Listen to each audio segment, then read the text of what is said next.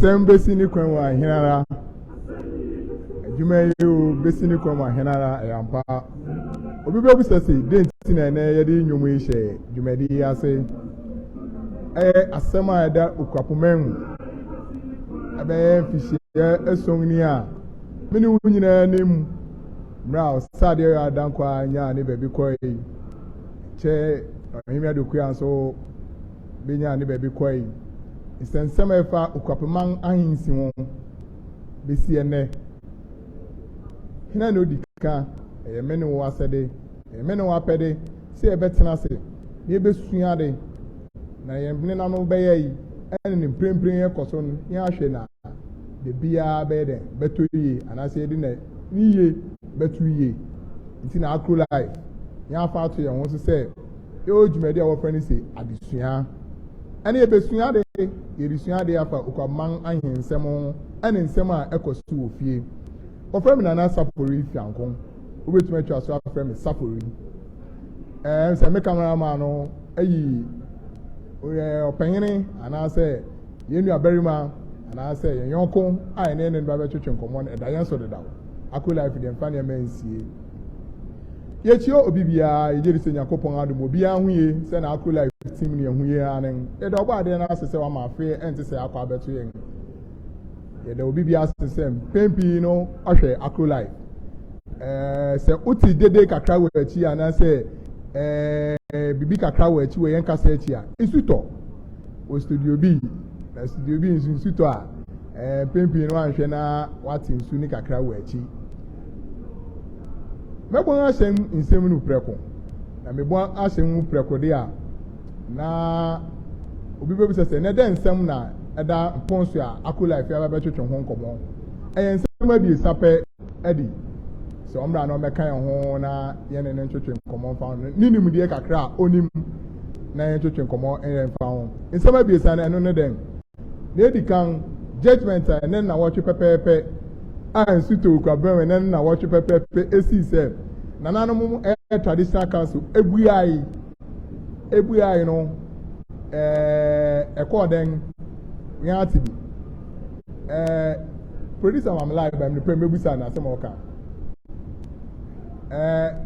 other team meko National House of Chiefs factory producer me da say National House of Chiefs buai wo buai asem no pepepe wo buai no mpanyine aman aso ate se wonya krata na ze homa a mpanyine tintim atworo se ne wokan ba ne wogina so kan wo wano no ne se wonko wachi na region and kan no wonko ye ne foforo wonko ye pepe wonko ye foforo mfache wonko ye ne foforo eno ye ne ono abo edi betu won twetwe won komo ene achi ne wo bae no so both sides Abreti Lily and when the next room Katia and Nempeng a press conference. Abreti Lily lawyer and Nempeng a press conference. A better to come on. If a what yati, yet two on from him, say yampa, yati say, dra Nana Adodan Kwekufa, the Ghana Mampene, Tia, Nanamo, Kumase, or National House of Chiefs. You won't go in Como, Fagaram saying, but near Tina, some can see every year, and yet all that confirm. Pachamunti, all that confirm, yati the same. Nanamo, per se, and I said, Nanamo, Ama, or the shake, you can say, Gazette. Yerubuzasi, set a star, no pangling. Nente sans storia ne efina ebeto gwabasa if say na edikano na the ancestor edikan kan press conference na ye ne honorable edi kasai me na bobo sa na me press conference na obia mpene ne kasai eno achi so bia so ye do bia so hwa akula life enche be wurem na me pese anka police mema me kwan anka me pese obopo lawyers no one after you call court and a buy no one way in summer what kind both lawyers what kind say asema will be our what say and as woni munen me pese ye babo ni asane ato aso na zawoti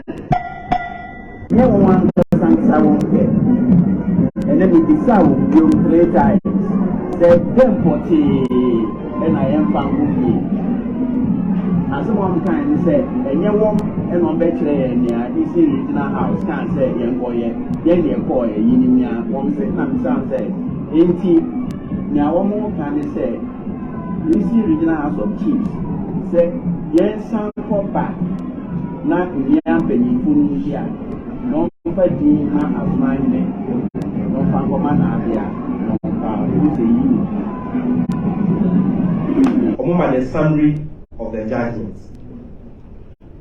And in that summary, and almost say, almost affirming the judgment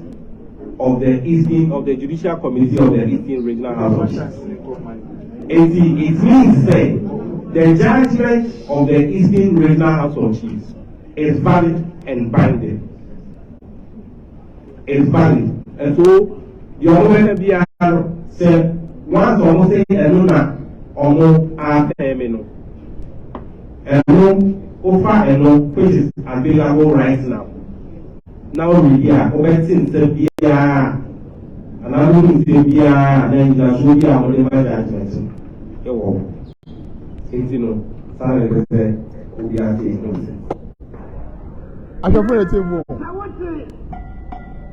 Asama banza na chesa asama bampa na chesa asama bampa the voice dey kan here lawyer ancestry ohimia lawyer na to so ebie ni ye Abreti Lily lawyer na kasa no enti utie niye anase wo ne adwuni ya lawyers ne ba no won banu ni nyina call bankroom say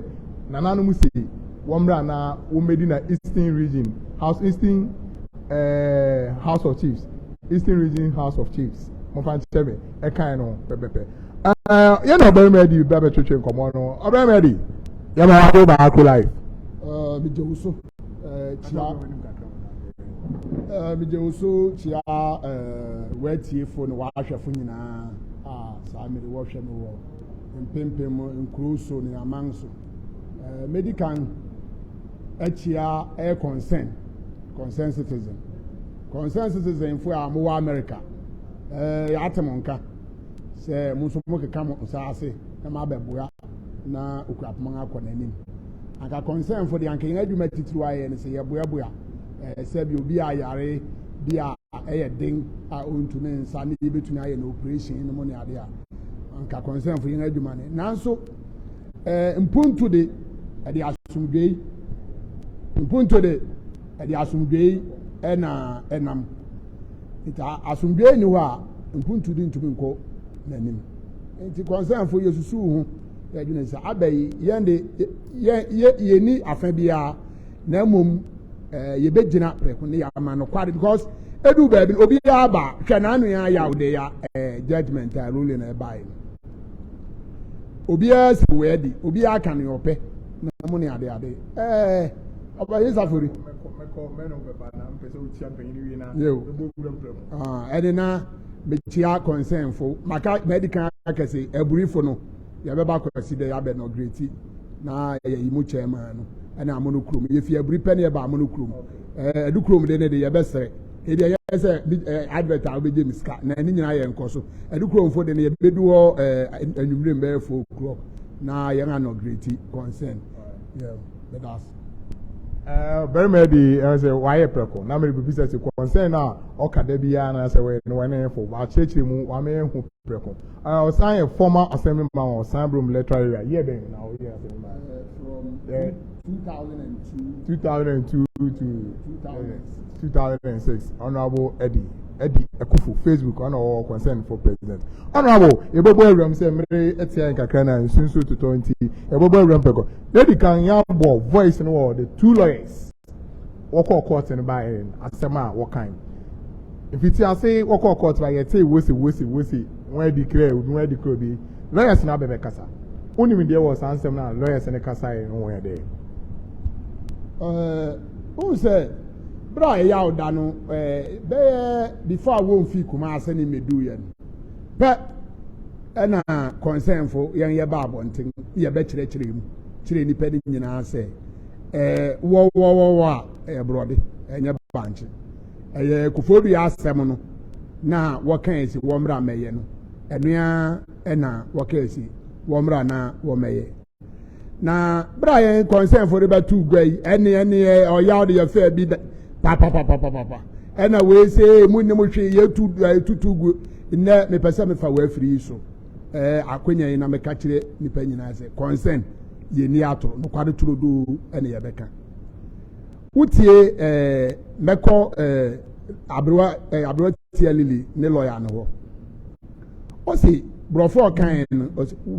they confirm just won asi su gina say asam na wokodi wokofodua no eno na wonko na wonfa nko ye adwuma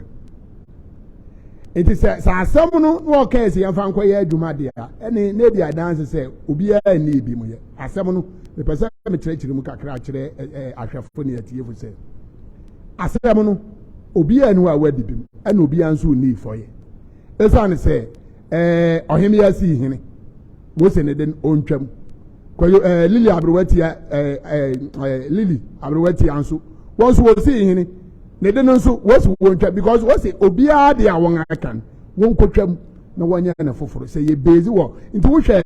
we asem no so ya eye lawyer asafo eje asem so abra journalist funu bi san o san kesi su du ya say asem na wo kan nyina na say ruling award ma o say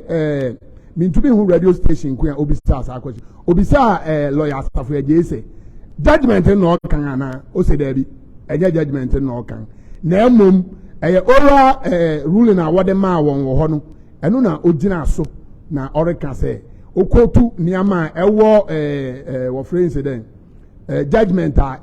we wo friends den regional house of chief judgment enum na okotu esan se when up to date say me no ka say national to print judgment bi aye nti obi aka kire osi okura judgment bi a opinion safro ni etiefo monsi de hu enimu da obi anu a wanya judgment esan say one two lawyers ni nyina me nyo mra nim ni won so wonya mra nim ni nanso anya kura no me no kan osi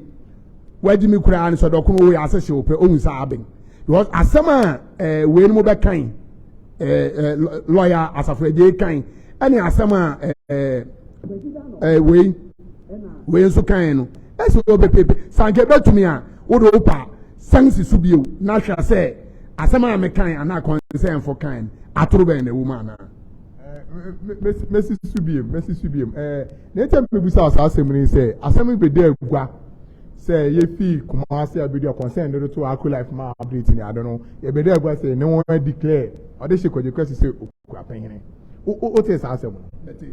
o te sa asem won from him meti won from him eno na ma ye say anka concern ye re mekasa kopem tam ko anka won two lawyers ni nyina tu no better way na say concern for share social media and so na fe wo frɛ wɔn America fi no wo de frɛ o na mo say hina no wedi asɛm no esan say bi say wɔn adi no mu ne ade nti ntempa na na ehu sɛ da bi ya mo obia ntu mfuturu nwu obia ni nti ya de no kware trodo na ya ba be kan kire nipa ne sɛ asɛm a wɔkan ni nyinaa na sɛ yɛnkɔ yɛ no foforo saa na ɔka kyerɛ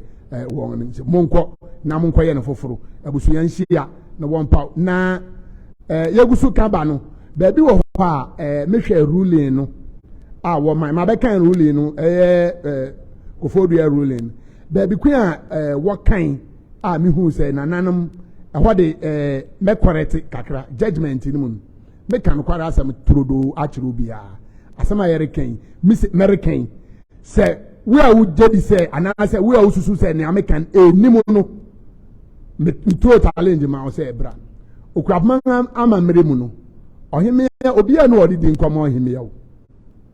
obiara ni wa ɔnto sɛ ɛkɔ fifufuru no mu sɛ yɛ ɔheme afi ɔkora de a ɔno ne mmere wa ne ne mpanyinfo na atwa hyia wɔ dan tiam na wɔwie pa ɔbɛpue obiara mu ɔhene kora onipa ko ɔba bɛbɔ ne din ɔnto sɛ the queen mother ne bɛ declare akyerɛ obi nti eyi no mekan a mehwɛ so wose wɔn fa ade ne nkɔma abusua nhyia na wɔn fa din nkɔma asona hene na wɔde ma asona hene wɔn fa nkɔma hene wɔn ati ente saa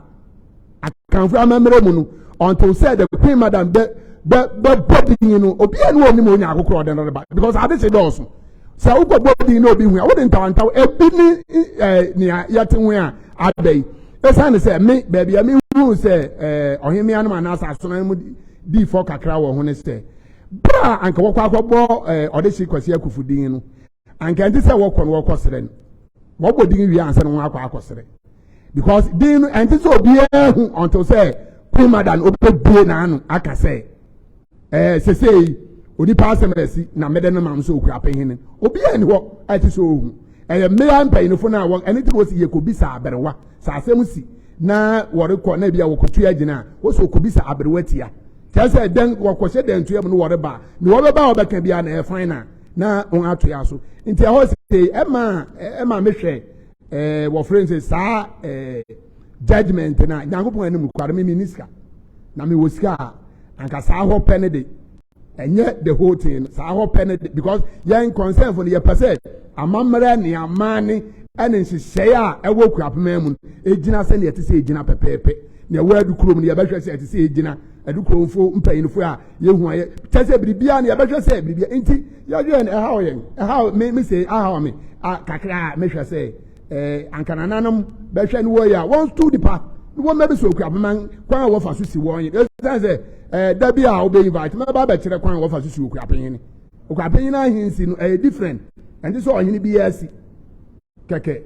nti obama akɔmɛ no mu anaasɛ o kasa ne mu no sɛ o tua kyerɛ sɛ wɔne nananom nyɛ adwene kakra due to regional house of chiefs ɛne nanan mɛ na asɔn no wɔn sɛ mɛte wase saa aba ne wɔn sɛ kasa firi aba ɛne yɛn social media na ɛde nti obi ti biribiara na wɔn ate anaasɛ wɔn nti na mehu sɛ ɛba ne sa sɛ na national house of chiefs bi a yɛhu yɛ nso bi mu afi ase yɛ hu ne ade nti na mesu mehu ne sɛ maadwene kyɛ kakra mehu ne sɛ ɛnyɛ bɔne sɛ obi benya asotu sɛ ɔde hyɛ ɔde no bɛbɛdi ade na sɛ ade hyɛ a wɔ kokoa mu a wɔpɛ sɛ wɔde obi di ade ne nti mehu ne sɛ me ne wɔyɛ adwene mu but mehu sɛ ne ɛnyɛ bɔne sɛ ho ntama kakra bɛpɛ ansa na aberewa bɛdɛ abɛka wɔn abɔnten kakra mehu ne wɔ wɔde a wɔkan no mɛmo atua so aba asɛm na wɔkan no wa no mpɛ sɛ yɛ declare ne clear due to wo investigations concern for amaye ɛne AKRO life yɛ AKRO life yɛ gusu kase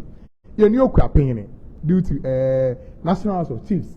asɛm a wɔn aka ɛne odu a yɛ abɔ ne both lawyers asɛm a wɔn aka wogye etu sa ɔbɛyin safori me gye tu mo boro so sɛ percentage anka mɛma wɔn 400% ana 1000% esane sɛ yɛni Okuapeman ɛne de mɛka na masan aka bi yɛni Okuapeman no wɔ kuro yi mu obiara hyɛ wutim sɛ yɛwɔ Okuapeman nti ɔno na ɔyɛ mpakyɛw daabi yifi wutim mɛhu sɛ nnɛ nkurɔfo bebree post wɔ wei wɔ post kwadwo kɛse no mu ne ade mesi mɛreka no torodo aka akyerɛ mu yɛni Okuapeman mɛka asi so dua bio ɛsan sɛ kurow a mmara nyɛ adwuma no sɛbi aduasa yɛni jungle mu yɛni kwai mu na sɛbi aduasa gyata hyia ɔnwansan a wɔakyere no ɛsan sɛ oni ɔnwansan ni obi ɔkɔ akɔbɔ asɛm ɔkɔ akɔbɔ namaneɛ ɔwɔ na obɛhyia okisi a wɔamenen okisi nso na obɛhyia infɔtu obi adwa wɔafa daabi yɛni jungle mu yɛyɛ republic a yɛwɔ mmara ni amane ni bibia ɛbande ɔman ɛnyɛ sɛ obi asɔre sɛbi aduasa woyɛ Ghana ni a ne ti a woyɛ Ghana ni mmara na ma woyɛ Ghana ni na baabi a mmara ni hɔ no ani sɛ na nyɛ wiase anaasɛ because baabi a even young fi mu nketenketen a yɛwɔ yi mmara wɔ fie hɔ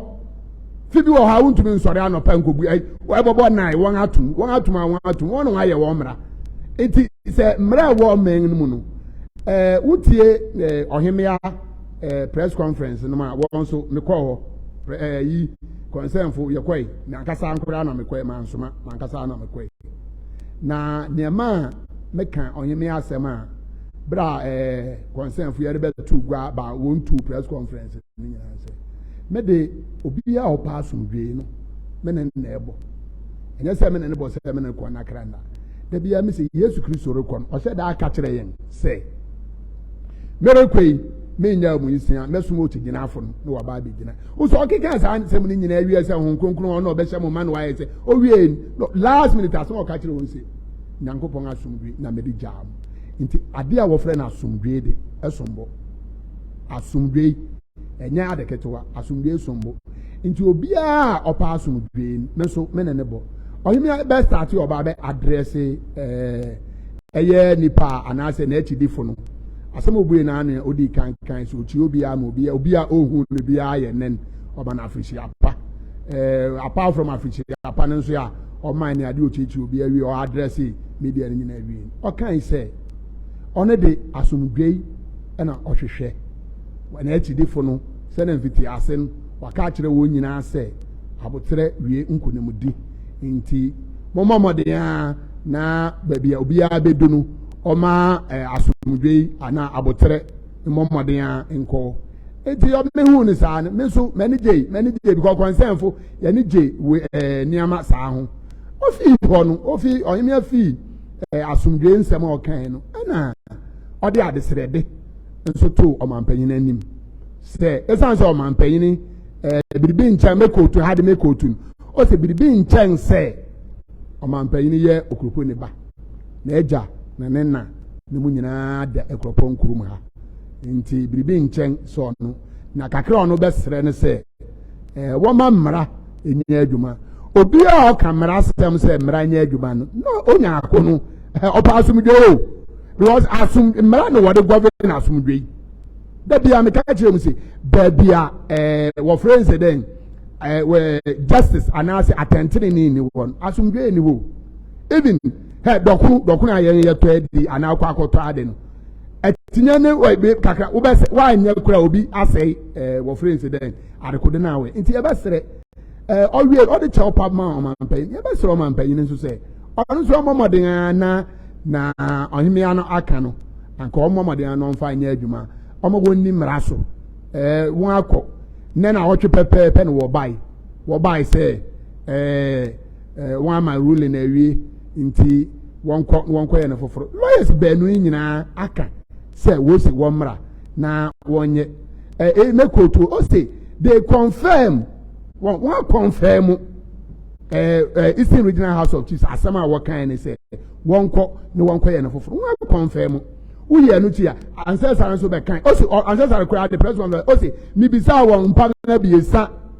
na ɛyɛ state attorney na ɔte nananom anim no ka kyerɛ no sɛ ɛnyɛ wɔn wɔkɔ akɔka kyerɛ wɔbɛkyerɛ wɔn na wɔnyɛ kofoɔ bi asɛm na wɔkan wɔ nim de daw nti wɔnkɔ na wɔnkɔ nkɔdi so asɛm aso yɛ abue no nkyɛ asɛm te nti saa ɛhɔ no asɛm a ɔkan no anka mede me nkwa ama adwene a asɛm a ɔka ɛsi tete kɔ na kɔyɛ ne foforɔ ɛde sɛ asɛm a ɔka nyinaa kɔsia sɛ ohini ni Okuapeman mɛka ɛsi so dua bio sɛ yɛni Okuapeman me unim ma men clear ha nkyerɛ wo sɛ wobɛtumi afrɛ wo ho sɛ woyɛ Okuapeman yɛwɔ ayi wɔfrɛ yi sɛ dɛ me wɔ adanfo teacher ne bi wɔ Okuapeman ɔkyerɛ ade wɔ Okuapeman ɔde IGP obiara nim sɛ ne guy nim ne IGP IGP te GP1 mu no wɔn sɛ IGP akɔtena mu pɛn wotumi nkɔtena mu wobɛtumi material wɔ black wɔ wobɛtumi asɔre akyɛ wopam police attack wobɛtumi afrɛ wo side major no mu ne ade ɛne deɛ guy name na biribiara no wɔde mmara me se ɔman a yɛwɔ mu ɛyɛ mmara no wɔde govern wei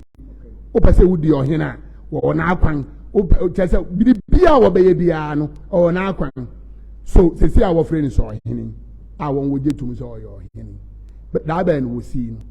hefo no ɛsii no ne ɔsii no na ɔsii no baabi ɛsɛ wɔde no kɔhyɛ no kɔhyɛ baabi yes saa nneɛma nyinaa no me nuanom mɔbea nto mfuturu me se wo ne obi nya asɛm a di asɛm no wɔ wo tim wodi fa a wobɛhu wodi bem a wobɛhu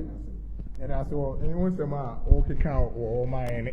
ɔkyerɛ na yɛpɛ sɛ obiara nya nasekyerɛ yie na ɔnya nasekyerɛ ɛnyɛ ne yɛka wo yɛde mmara na ɛyɛ adwuma both lawyers mɛbɔ wɔn video audio ni biem honorable adi aka wɔn asɛm na megusu ka wɔn asɛm biem mɛbɔ biem because yɛpɛ adansi yie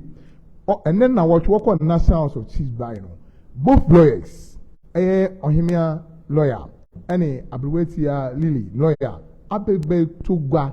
se na nanu se anyɛ hwɛ kura wɔn kan hwɛ kura mpo no wɔn mmerɛ wɔn akyi wɔn bɛgyina na Kufuor asɛm na ɔkan no yɛ nso biem Kufuor asɛm nso yɛ kan biem mu ne sɛ Okuapeman yankɔ na ɔmfa aberewatia asɛm ɔrekɔ ne sɛ wɔamfa na nhyɛm nti ɔnkɔ no yɛ dɛ ɔmfa ne nhyɛm na wɔyɛ dɛ wɔnyɛ biribiara foforɔ muntie lawyers too no asɛm yi na yɛwie a yɛbɛba ɛyɛ asɛm kɛse a yɛbɛba ɔhemia mo press conference no so ne aba ɛyɛ aberewatia lily press conference ɛne just 5 minutes ne awie wɔ no yɛkɔ muntie nsɛm a both lawyers ɛkan nye wɔn ankasa nkasa wɔn pɛ ɛnna ne bisa wɔn biom 3 times sɛ dɛm pɔtee ɛna yɛn fa ngo fie asɛm wɔn kan ne sɛ ɛnyɛ wɔn ɛna wɔn bɛkyerɛ yɛn nea esi regional house kan sɛ yɛn kɔ yɛn deɛ kɔɔ yɛ yi ne nea wɔn sɛ na bisa sɛ enti nea wɔn kan ne sɛ esi regional house of chiefs sɛ yɛn san kɔ back na mmea mpanyinfo no hyia na ɔmfa din na asoma ne na ɔmfa nkɔma na abea na ɔmfa ɔsɛ yi ɔmoma the summary of the judgment ɛna in that summary ɛna ɔmo say ɔmo affirm the judgment of the judicial committee of the Eastern Regional House. It means that the judgment of the Eastern Regional House of Chiefs is valid and binding. It's valid. And so, the only BR said, once almost say, and no, almost AFM, and no, offer and no, which is available right now. Now, we are obeying the BR, and I will say BR, and then you are so BR on the judgment.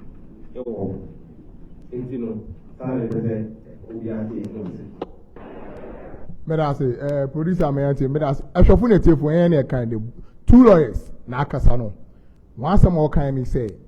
nananom monye den international ne wonhwe ne wonye den we bibia bia ana say wogina Eastern Regional House of Chiefs asem a wo kan no so say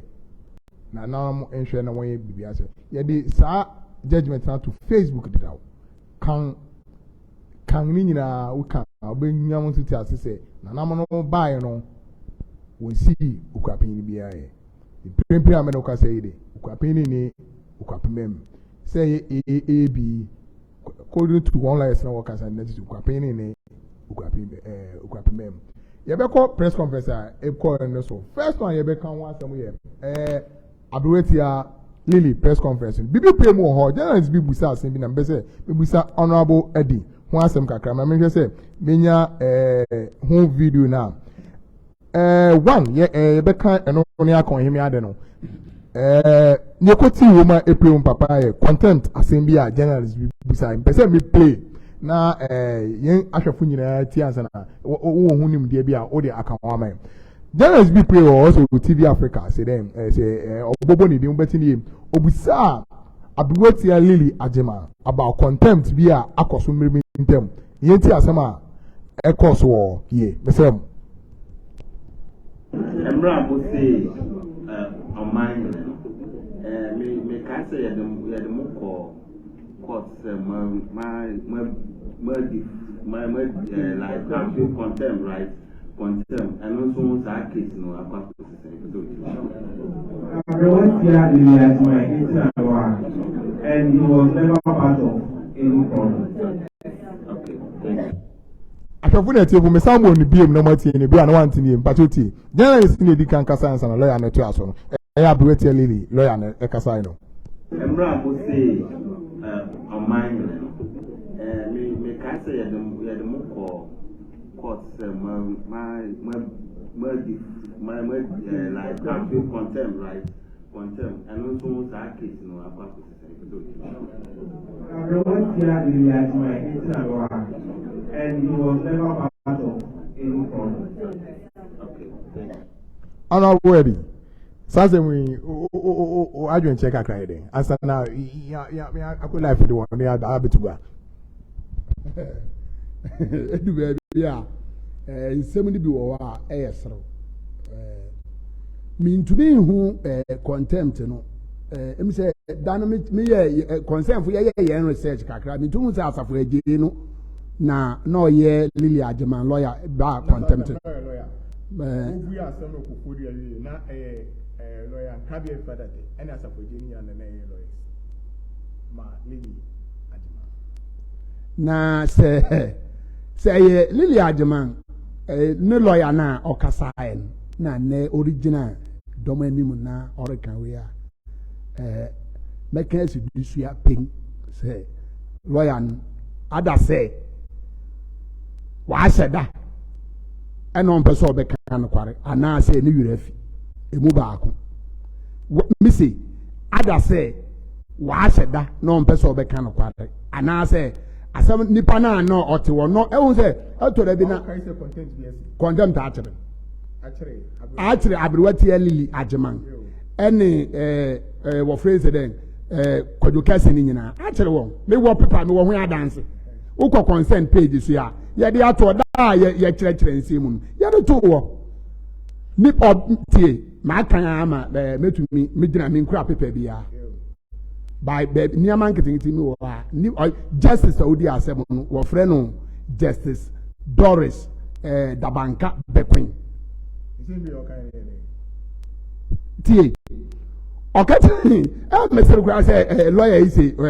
yes o say Lily Ajema no Lily Ajema na o kan contempt tiren say ahini a wakọ akosi Kwadwo kase si enyina okroma na 30th wo phrase the 1st April wo be si ehini 1st May wo be si ehini so obi asem 30th April and 1st May 2020 yes 2020 February April 30th and 1st May 2020 and we be see Kwadwo kase ehini anya ohemea ene asona hene omenako de na nakwese menako anya ne de nti odi one to we expert wo de asem no court high court wo de asem no and wo bu Lily Ajema and Kwadwo kase o say they found them guilty obroni kase guilty a they say won before nti wo find one na wo kan utie we na o say Lily Ajema me beka otwim Lily Ajema ani Kwadwo kase na nkasa no force no ma Lily Ajema di ni si ADESUA enye nea ne gira regional house of chiefs ka kire won enye no wo be ye enu nti esane se nti contempt actually onu Lily Ajema no so contempt actually onu Lily Ajema na Kwadwo kase no won tu ni na wo fine wo mo bi atua 10,000 can 100 million make can see can obi atu 100 million and yes sir one go prison 2 weeks 14 days what I scan crown, what my measures were on say 1 month 7 days, 1 and 3 pet, 1 messing into what I me will receipt or concern for what kind minimum say you bebemu titrupa and come out receipt by na I me say that me call press conference and I say well or him press conference and I say lawyer answer sorry other I'll be receipt in the journalism na me who Ghana for journalists for mujina mo kan bi mo twaso kan kware they say bam na ka front page e bo na me be aye no kware de hwe me kan sama kire ukobobo na u opponent international says na 7 naira ubetu a ka kire be say referee arobo na utumi ko kan kire be tumi na uri ntumi nkrofo ye nua na munye ntum say ye ni ohene we Akropong-AKuapem ha ni ye nyina ye mra back satojo no obedia obi antan me say yan ye gina o ma no kware ye gina o ma no kware tuodo ana asumdwei na yan ye hwehwe abusuya ni sa na wo sikwadwo kesen wo pena ye ne hu asem esan se wo nyo de hye wo ho ana anya na oyo hene ya na wasi hene ana onya asona hene na oyo abusuya panyin nti won fa mra kwan so dan fo ye na wo kurom han atuntwa the honorable was a waka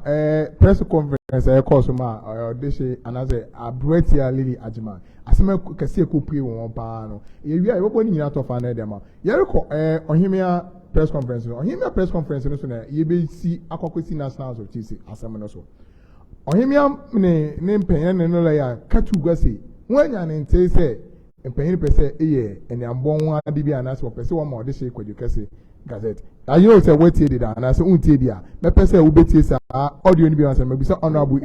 asem ena ye nya ntie say national assembly no be hia president opa ena ye nya ntie say national house of chiefs won bu asem no wie no be hia enura na o ma gazette kojo kese say Okuapeman enti no enura anopa na no nana suna hine ae nana kwesi omna ko a otuzo ebie eko Kumase yede na abia enum ansem ehye krata so ena mi sign ye se ne lawyer no de ko Kumase ni enti na abia appeal to mo journalist no say Montreux say the rule of law must work no and number be church mu National House of Chiefs embu asem no wie no enra omo ko trans approve Kojo Kese Gazette nomination na ni etini say Kojo Kese in some course yi nyina no onka ho nti so onka ho a court bi ani wa de nia ombi sae no de be ma no yenya ne sa antilili esama na bia no wan fa Kojo Kese din anchem se Kojo Kese ena okwakosi ni hine ena na bia mpene or say she was sidelined, she was ignored. It is our two brofu two mbu okrata no nti e call court no say she should not be sidelined, she shouldn't be ignored. Nti na bia mfa no hye ne yam enka wo ye adwuma no na bia ye National House of Chiefs enwie asem na den ena court transit approve say ka say the standing committee of the National House of Chiefs ochina National House of Chiefs be shia finally omampanyin anado betra mu bi na oma pronounce approval eno enti ene say omo semuni be Akropong fo yenye basa enti obia anye basa nanado president or a lawyer Council of State chairman Council of State president Nana Otio Trebo no engineer but him mapa unim ahin sem Council of State Former Chief Justice Georgina Wood or Onim said Assem El Koswa Yimbu Yenin Guso. Lawyer Samuel Kujato or Council of State. In Penyfum, one Nim Senia El Costono, and yet crime so now mum Obian to me in Casa. Now be a general Amayan, Wakasa. Also, no, kitty. If you say, oh, yeah, Okuapeman, Udi Mraso, or the Mrane Juman. Okay, I shall put it from just a what to be. So, press conference went to Krampa. We can first 19 minutes and semi course. When we just say, yes, how will be a what to be. You always a concern for chairman. When you make a crowd was asking me, the ancestral account. Well, Safaros a bidi can catch Lucy. Obia or pass on Greno. One and a bo. Sabi, Bass or Akropong-AKuapem. And now would you and I would go on at na Bass missionary Natana. Sassun, any anger what into now, and get to say near, and Anka President's Anka Kwaku. Hamile hobe bi na nka president wo kwa kofi ase esan say in sama ohimia ne lawyer wo ye wo press conference a wo de tu gwai o te say den na obirika je osi one de odi mraso nti mo moden na mko di mraso ebi se wo mpene ma uti a wo so boy akufu adu din o me ye mo share me kakra bra me wo ho no me am shame nenti am yam shame a obo akufu adu din say and we are say bi ka kokonte pe ne bi aka nkuruma akufu adu na anya kura me ne kura din baako me din baako ne din baako hia afi me ye party ni ba a me ye MPP ni nti ya tete nsem ni bi no a ye we ne ye nim say ya atoro no wodi ato no so ma da bi kura ye kubisa ye investigations a wo so ni mo ho hwe nti ye nyina na consent to e ho de consent ni mo hwe by me personally no de na tembia no na wo kan me nyini kopem nsama ene niama sesi a erkoso ene nsama yere tete ene consent nhwehwem a waye ekire se menuanam Ghana fo Akuapem fo se sanse mi be koso de a na Ghana ni future no Okuapeman so ni future because Marco court one am order come and follow the order who follow order na uko udisua pepepe we ni open unya fine ni open we nya nya fine ono na Akufo ado na so gina abato gina be mpanganan ebieso sanan wo de panetic ahua bi san bia ya tutu fe mu no ne ade a we ya we gina be mpanganan o se mpangasia se won na anso Nyankopon se ono no be yo man panyini ono ya na waba be nti tintin a e wa se mu a lawyer ancestral ka kire se o man panyini no tayachi na oye kitikiriki say ampa because asema okan ye gina wo kan na ya yati ya ewo na be TV so ni the following day I blow off a come hen na say one makojo kasi gizet one gizet no da wonam ha no yidi fraw no one I say no gizet na kire say e dia dance pefe say na abia no kan na omampanyi kan bi na mo Okuapeman munyo me kan pefe esan say uhwe utie nsema working one akoko two lawyers about the declare say yes now it's the original House of Chiefs kind yanko monko go and do it now say young man say ancestral your trofo inti asafeje so your trofo wo de me say unu obi nya asema di asema wo wutim say ancestral your trofo asafeje so your trofo asafeje asema okan ene na we kan ina yepe it say wotete na odete na won wo go me yes me hu ni pan bia hu nya asema bo wani awo kura afraga wo ye dede ina di ya twa ina di ya si ena say ni say no ni ade I thank God say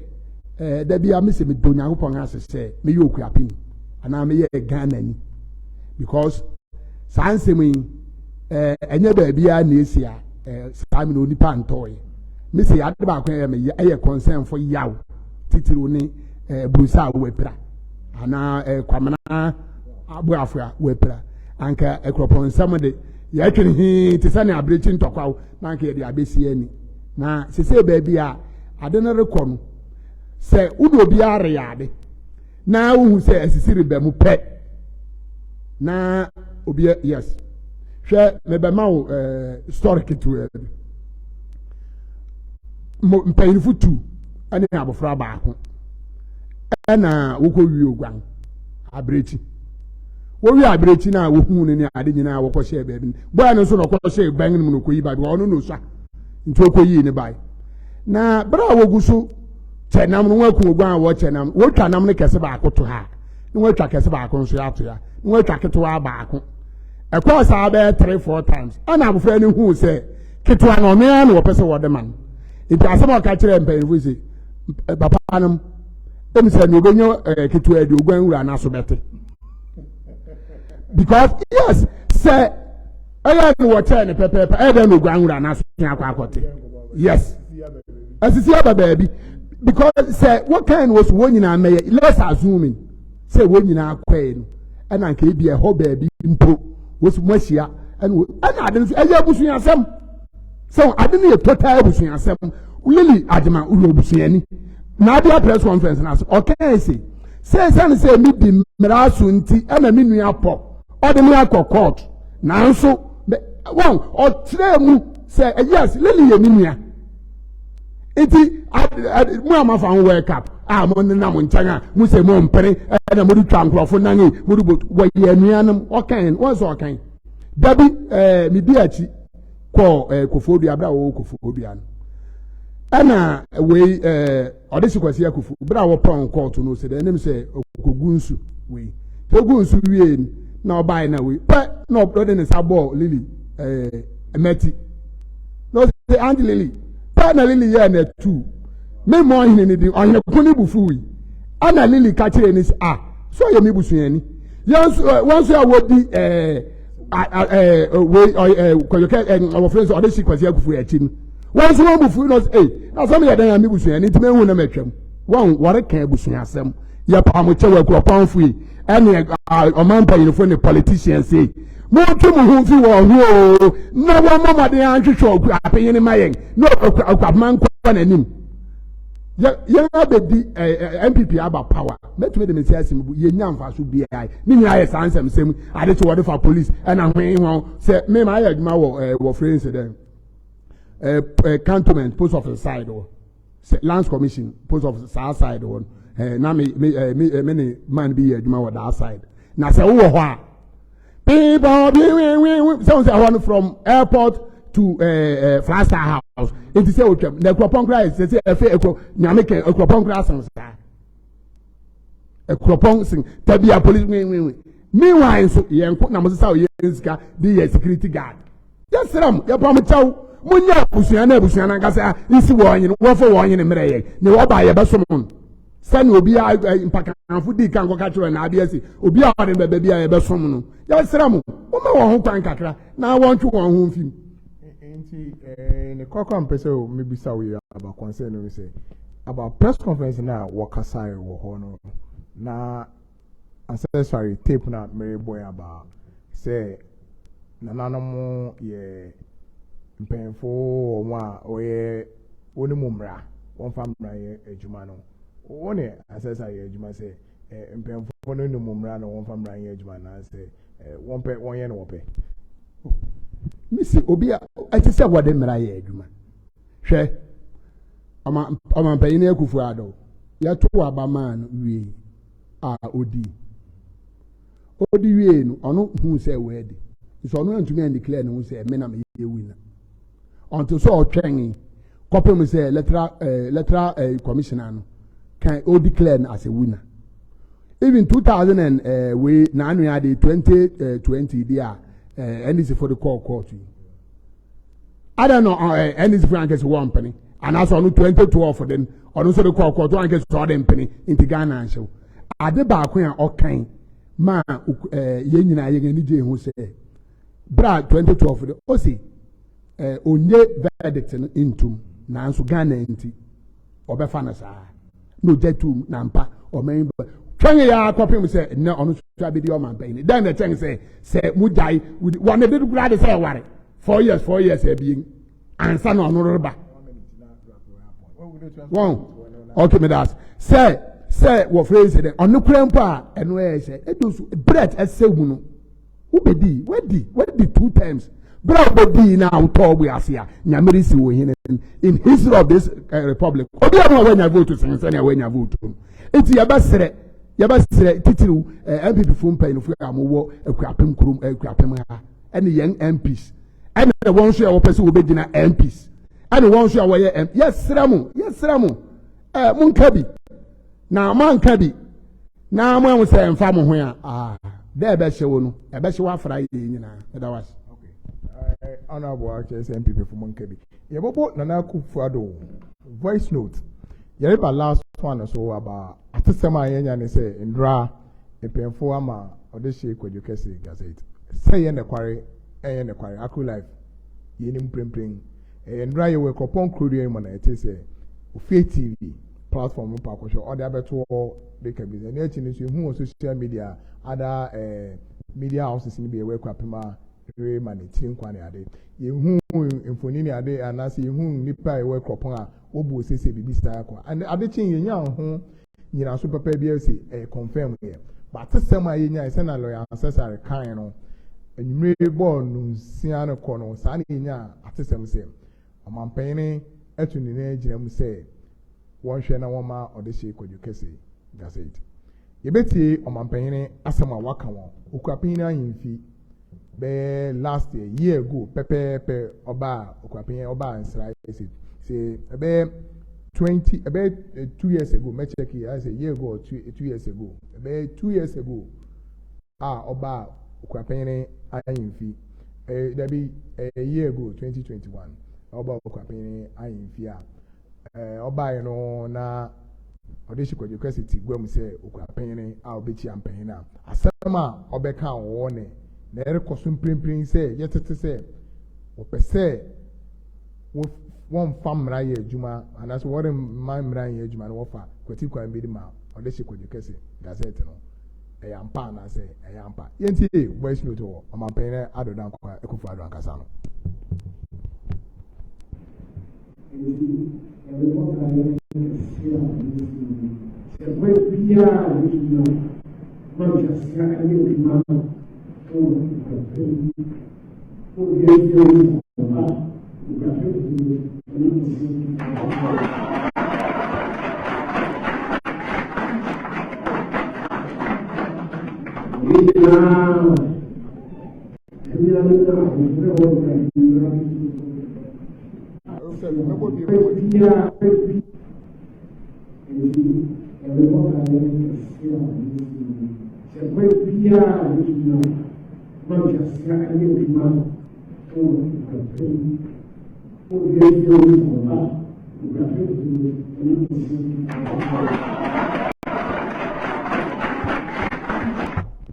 Okay, short one. Another one I'll tell you where say Okawo Akuapeman ahimfi mra okohia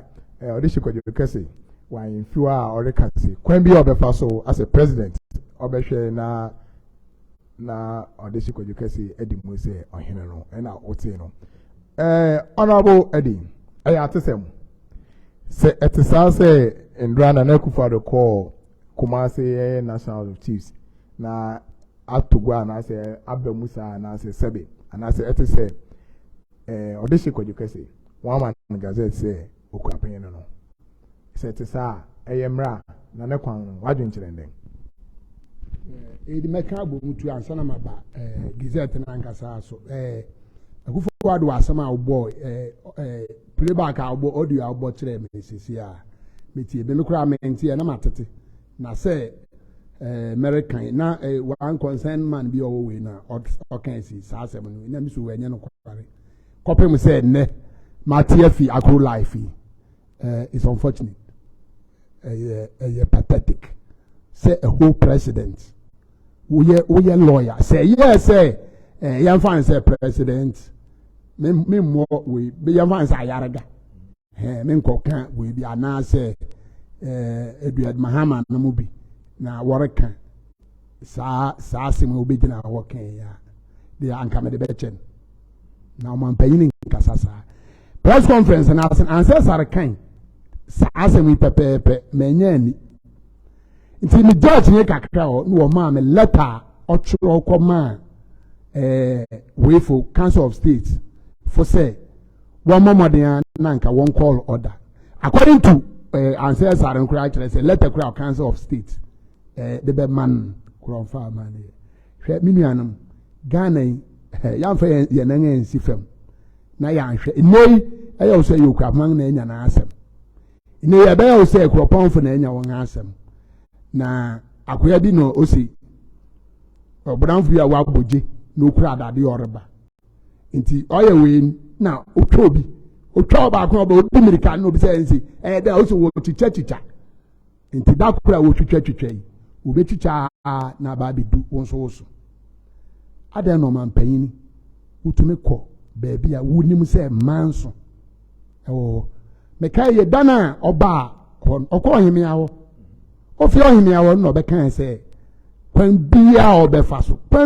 so nan dia we anya wo na wusi onye no man panyini yes sir of due respect if I say wo ye minister ya kwan ka kire wo say police executive eshia ka kire wo say ya reshuffle wo say won a wo ye yes young na to abama na wu say because na be mark won na wu say ya adam no bi di edu ne desua me say kan 74 judgment chapter 96 paragraph 2-3 because it is the queen mother prerogative right to nominate a chief or a king.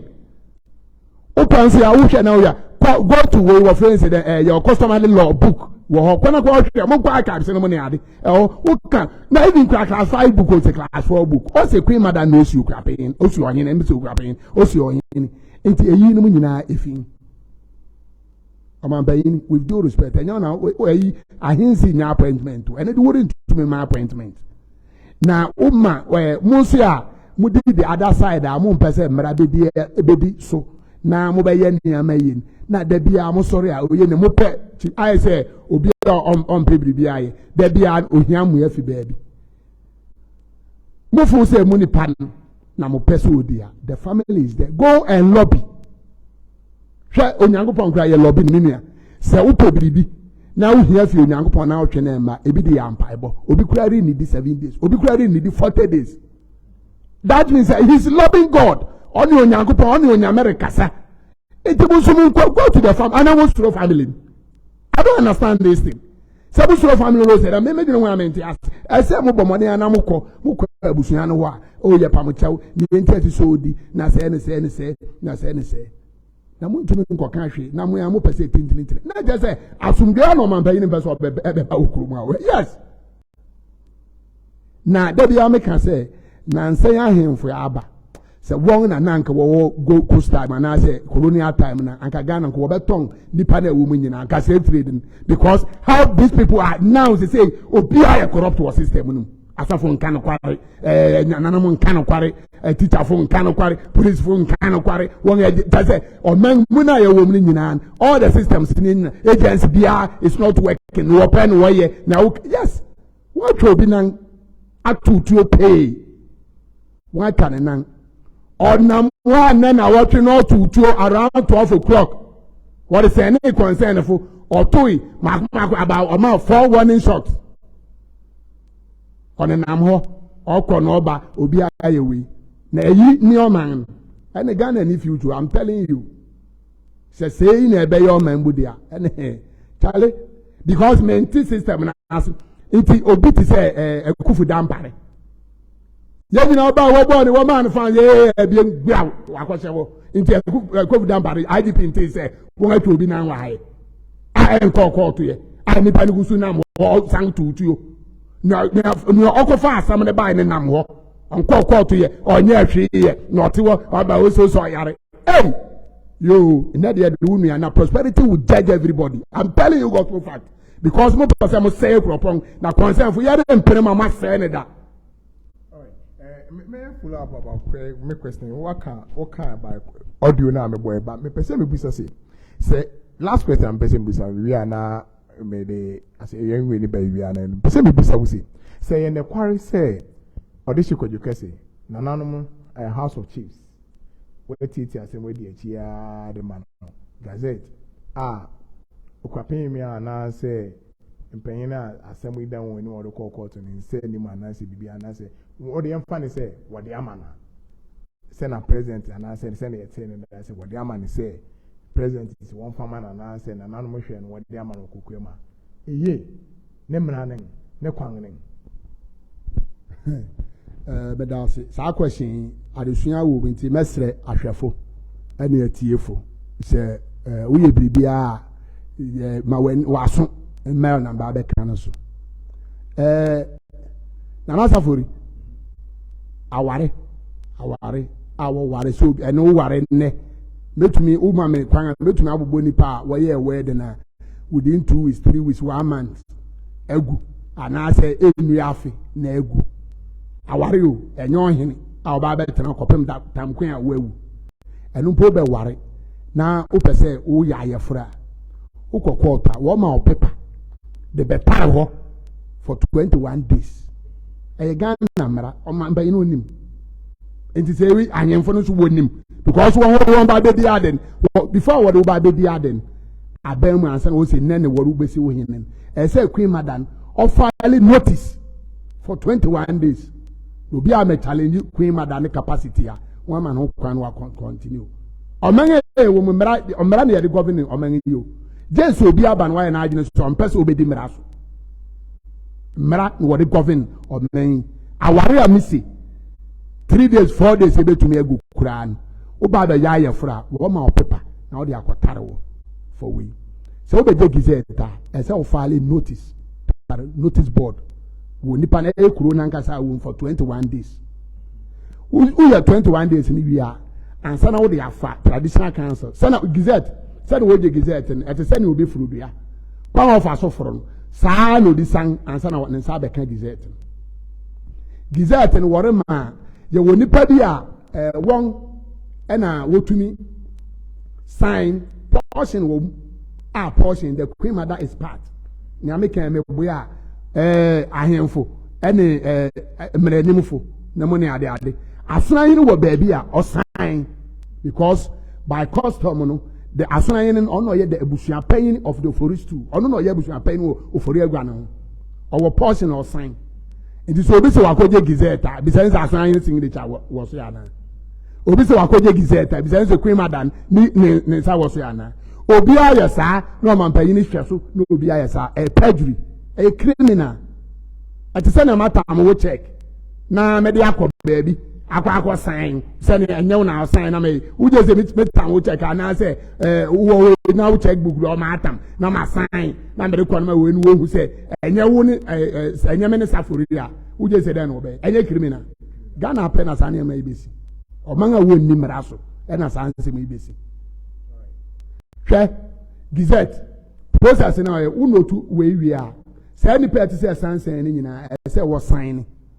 unenti a wode notice ni tare woni say bia na won say bia na obo na say na go me metumi asore anam so makopa baabi ma afa achi because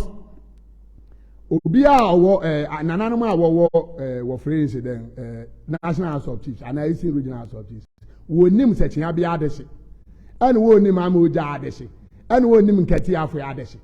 se won enti se wo sori na ono obi nso fa achi boko ti se wo ana producer wo na wa fa achi nwa na wa akọ ebribi se won gizetin na won aye no wa fa achi o beta anything na hwa bribi a asia eye mara bribi na esi ansa na wo hye ho mara won sori nche mara keke bribi na esi ansa na won hye ho mara enti wo se wo tare a 21 days na so obi wo ho asem a o de caveat ba beto so caveat na say injunction or the injunction ba beto so say no mpene me ehwehwem a maye sa oye nenem na wo say we eye o mampanyini anokura which is uncalled no de akoto isi regional National House of Chief enim say any pay amba bebo ɔde ne ho kɔ afakoto a ɔtɔ so yɛ biesa Akropong hene nana ɔsi ade ɔyɔ Akufu ababio Okuapeman hene and Dasebre Kweku Buating the third new Okuapeman hene Anna Omanpanyini recommended to the standing committee national chiefs say sanke betumi a aye pleading na if national house of chiefs okay about gazette and where asem no maka chem say concern bibi aye beka bi aye no kware o say however the forms of Odeno Kwafa Kuto disturbed Akropong hene and Osi Adeoyo Kwesi Ekufu Ababi Okuapeman and Dasebre Kweku Buating New Okuapeman hene recommend to the standing committee and the full house for and Rabo next as o state teacher say what of you say no on power nchaw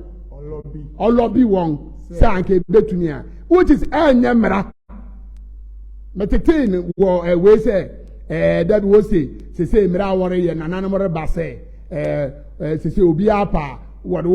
ba national house of chief a ma Akuapeman hinti below the bed. Concern for asem kasi shaman say utu ka se wo kire say gazette na wo kan asem krambo wo fa ma ode sikojo kasi say na wo kan mechanic obi out to one wo daada o sikojo kasi enya gazette me say concern for ya aye nhwehwem enya sa na wo ma gazette nin na sempo sa na wo ma gazette nin a me ka kire mu kotopi enya adwuma won kono nkodi miraso so ntibu pa say ne amfa say mo ye ne say wakoje gazette into your hene meanwhile onam baabi obiri mun onam baabi obirenti enya san wo su Okuapeman ni mu won obia oyo kan the phone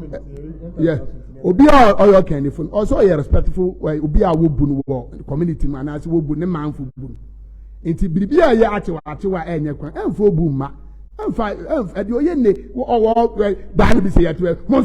sorry enso sanka one for proper way and westin enya wona obeka kire akanfo amamre mu no obi ahu opanyin ode obu man titiri Akropong nkruma se obehu nana no even subsidy aduasa one kra ahene no sub chiefs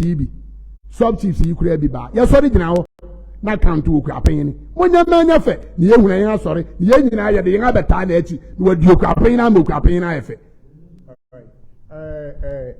nti usi studio ase na na kufaro ntimi njina na kasa neptumi so Omanpanyini nji gazette ma ode sikojo kasi missy nana Akufo-Addo on to me gazette man because gazette and mrada ho ye woni pa bi a wo sign anya say gazette so gazette na kasa kan waje de dawo gazette na kan waje de dada kan wa gazette ne de dada mra da ho ye woni pa bi a wo sign ansa na wo ngaja ato so won sign ya enya mra it is a yet concern for yet so one gazette because one because you guys are of Susin Okuapeman mamere mu nyasa na wo si Okuapeman me ka tell wo si Okuapeman fa na echi nanim nkyere chakroti anu fa na echi nkyere aboasa enya amaane ma me kwan ba bi ne ma kyere kwan wo fa so si Okuapeman na wo hu say so wo si Okuapeman sa na wo si kwajo kasa ne ana last time we be PhD say Omanpanyini benya settlement na only settlement in Okoto National House of Chiefs say one fair baby chance due to letter our kind this year then on the country National House of Chiefs and the Akuapem Traditional Council and the Eastern Regional House of Chiefs then on the country one near the kind American country National House of Chiefs nananum madawroma mona Ghana asasi eyamode yan ye betwe na mo mra ne mo amane mo de govern had daw enye yan ne ye beye moya nananum ne mo nananum hwe dabi a wokọ Eastern Regional House of Chiefs ya wokan 74 na obeke say magic nipa obi sa asem no one of us on it to would be as the same people na be anywhere sign. And so what is 74 judgment what dang tian one and near one anti cra and woman will say one go trading one feeding them as soon as Munkoma and Francomo and I and Yamani. So it's your best serum, your Pamuchon and Anum, Munya man your fit. More said, one yan to Mujatum, Namoya, and you know, Otana, baby or no winning walk, Nanka fast in Nimpong, Nanka so the other, and I say, oh, fast, and I know about him here, the water tongue, and he said, water tongue grappling in any year. Sabayo, and Ananum, with due respect, me Kwahamin Tamamum, me sounds original, mam, me Pamuchow, Momam Mara, in Koso, not Munimraso, na Ghana man in ye, na Ghana man ye ya. Yen na the best sound campaign be anum. We also for me dawase na me dawa wait here for no. Yere kan say we obi bi say young flyer to so ne hu presby asero asafo mu. Yenum say presby litini Akropong-AKuapem dem basere aso we Akropong-AKuapem. Asamu be wo hu bobo mu kakra. Asa akodam pen no National House of Chiefs. Wo si won bre fie make bi. Me say kankan wa ati bi. Asa pray say wo pese what the critical ma or the shake you can see gazette and kwan. Then I'll catch this as a focus here, and then another could become J2 Muha. Then I'll catch as a focus here, war Ghana memory basse, sorry, any nature in crown or party MPB. Abang, then I'll catch you. Medican Akko Basre Fosso. The best Basre, Presbyterian Church of Ghana, moderator, who can be a AE. Uso Okuapeman kura twemante so fi latte yo Okuapeman intia ya odemupo wanga kamera eyi di asem na ni hawai wosi bia ni wo bia ni wo wosi bia ni wo won lawyer sutu ni nyina abeka akiri nsi wosi wonko ye ne foforo moderator presbytery chairperson na Christ Presbyterian Church for asafo mpanyinfo ye besrem Mumfa mu na nsi fam na monko na ne onyame chichire wa han mo obi abesen na ne onyama a wodi ja ofi akwa no so obi wo so se bo anya bibi amamo ase a ma wo mo no krom na Akropong ene Okuapeman won aye bi ama Ghana fo asempa tere odumadi school be kwa achiri bibi abekọ woni mu ne ade enam so na eye osofo otobu aten kwotro hoho ne manfreni no de asempa rekọ wo friends then north na chicken pox kwa ye no bra chicken pox ye no wo pam no se kan enko ni pam no do tro sum munai na se na ebu ahum no mu ne ade no tro so yo hoho ne manfreni na asa ase men ha baby presby Okuapeman aye bi amam Akropong aye bi amam nti ye besere madawro ma mamo hwe na Okuapeman tetew mamo hwe na Akropong sei mo ka bi ye ye sere madawro ma mo Akropong nyina na nyamuru ye me wura ho kura me kase me wura ho na meboya because me hwese na presby fo chichiru Okuapeman be yes e be pem sa amiri ya wore ma Okuapeman re se e me ya pa MPP asem mereba MPP fo so bache o me di so pepepe American MPP fo mpanyinfo o man panyinfo fo say me fa answer why half Okuapeman because so wa asase wo ti Okuapeman asase so ye besere se mo na mo kase mpon a epum ko don pia ni mo no ne ade mpanyina MPP fo party mo di anim mo frɛ nana mo kan no ntia mo men aso nti na ni panyina ehu se mo kan anu so nti na ni pare se mo nyina mo tete na maye konko mo nyina maye honhom afere don ko no ne mo ne ade ana me ni American se fra bere afo a mo so mo ba be gina ba to ba wo mia ala nkyerematen ana Canada Japan da bi beba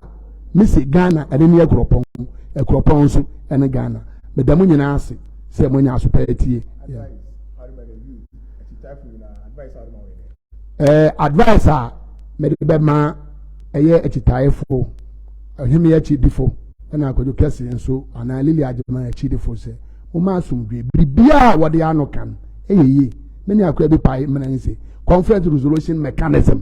so conflict bi aba resolution mechanism no ya math wode kan ya besrem say obi ye wo ye no for kopo bia me say crime any expiring date to obi betu anam wa wo nua wa da wuri ye na da wasi kwan so na onyama ye da no wo be kyerew na sada no betwa wani no bi ni wo ayi say papa bi on ne kraman ko afu mo fra kraman nyame che okwa na okwa we obi amekwa bi twa kraman nyame che odan na ni na kraman ni wo wa san na echi wa akofi because wa nhwe ni awofonum me nanom ne mejanum ene ni nuanom mpanyinfo a ye nuanom nketewa e ba sere mutu wonfo se ewo wa ye ni kuro bia ye ni omen bia kan Akropong ene Okuapeman medamase pa sembesi ni kwemu hiara AKRO life ara how many yedi enejubedi adesua bisi yani yenu ya berima president of concerned citizen and Okuapeman honorable Eddie onu ya na kofare bai onu kofa Akropong you think ebayema you think beje di MPP you think beje di Okuapeman mu hanyina na ejidi or former assemblyman wo Akropong Asylum Letter area 2002 to 2006 no beche na adwene wo nsem ekoso Okuapeman se na yekan adesua erisuya de ye fasa kwan su erisuya ma ne ya abakwasa mu nsem ye sebe mpenye de asam se won ho kwan se omampenye di ni tumi mo bi gazeta na won ho kwan se omampenye di ni tumi wo aban mu se kwakusafori anase Eddie na mpese medi wudi ohene anana no empa na ni nyina agina yen so ye betei bi anase behu bi anase mekase ubehu mede mbetei se ye ne nam no bi bedi ade anase mpanyin bi ba ya ye te se abrofo de ahwehwe beje yen gold ni ade kwai egusu dawa egusu ka ye bom mpanyin bi din ti sebe mpanyin aduasa say nay politicians diskebi redada wana so re ma say amane anasa amamre now we say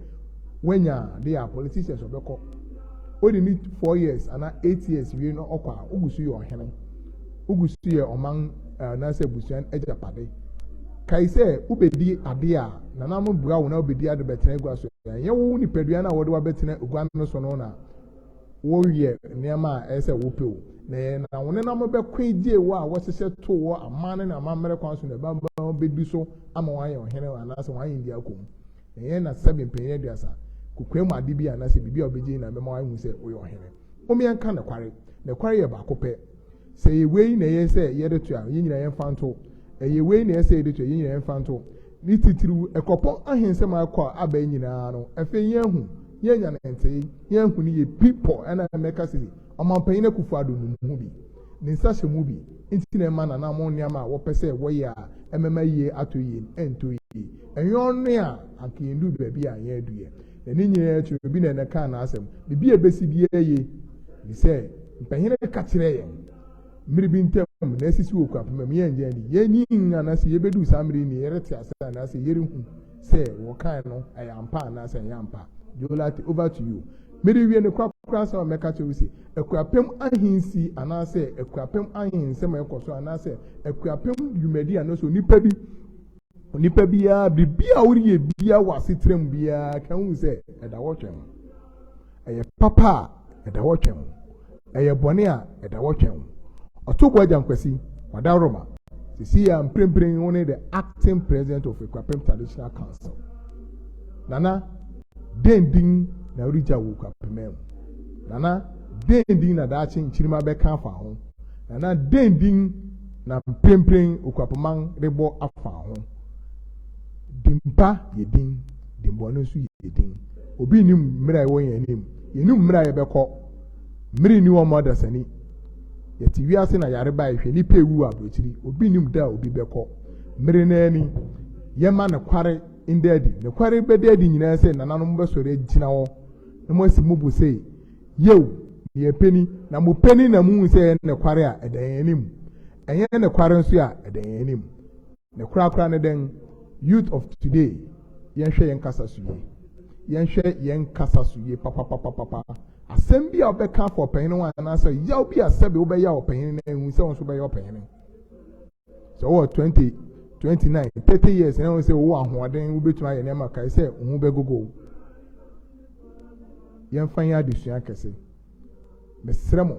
me paucho wusi a ne nam bekan ma Okuapeman anase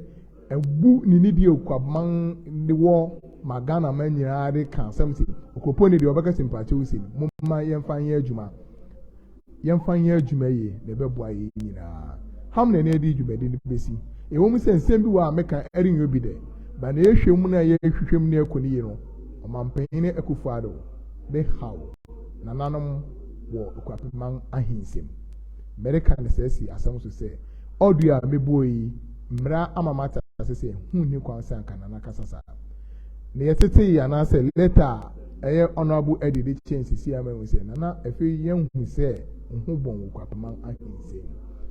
nidi fata na nidi se no ye di nidi amaw se yen de hye ye di nidi amaw se yewura ti hwe na fa nidi tuyiye yen kase pobi anase ompobi amra inye adwuma ma ye nyina mra inye adwuma Okuapeman enyeye Ghana erinyeye edobi asese ohwe akulai hamna edi dwumadi besi me amedi dwumadi mu cha mo friend na safori fi akon na me de ye me de say me producer me director me camera me bibia na granting authentic GH ye man happy belated birthday Yakopon kano o man kwantenten ahode wo nyansa ni numdiye brade etwam na eye ni birthday sa nso an mefa kwan so ama mewura bi anase ma adamfo anase me yonko bi champion dinga me friend adwoa happy belated birthday on studio birthday brade etwam a emisa fa kwan nyanso ya so ma menu aberima best ba ene o birthday ye ma happy birthday Yakopon shiro bibia maka che say adesua na AKRO life aka no da na dwunu huye na wonso re kan da na dwunu huye se na honorable edidi kan udifo a owotirim udibima owotirim Yakopon shiro bibia edo bibia se hamne de ene dwumede mbesi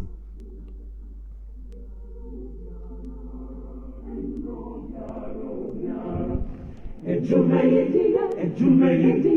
inabeye nyaro